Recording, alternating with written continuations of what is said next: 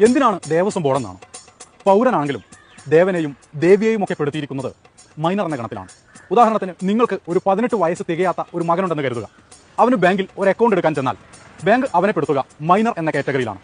അതുപോലെ തന്നെ ദേവനെയും ദേവിയെയും ഒക്കെ പെടുത്തിയിരിക്കുന്നത് മൈനർ കാറ്റഗറിയിലാണ്. സ്വത്ത് സംരക്ഷിക്കണമല്ലോ, അതിന് കോടതി അതത് പ്രാദേശിക സർക്കാരുകളെ ചുമതലപ്പെടുത്തി. അവർ ഒരു വകുപ്പ് രൂപീകരിച്ചു. അതിന് ദേവസ്വം വകുപ്പ് എന്ന് പേര് നൽകി. ദേവസ്വം വകുപ്പിന്റെ സുഗമമായ നടത്തിപ്പിന് അവർ ഒരു ബോർഡ് രൂപീകരിച്ചു.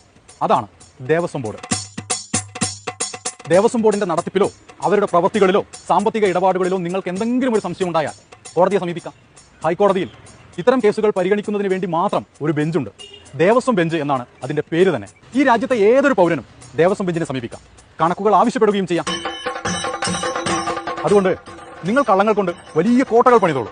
ചരിത്രവും വസ്തുതകളും കണക്കുകളും എല്ലാം നിരത്തി ചീട്ട് കൊട്ടാരം തകർക്കുന്നതിനേക്കാൾ എളുപ്പത്തിൽ ആ കോട്ട ഞങ്ങൾ പൊളിച്ചെടുക്കും.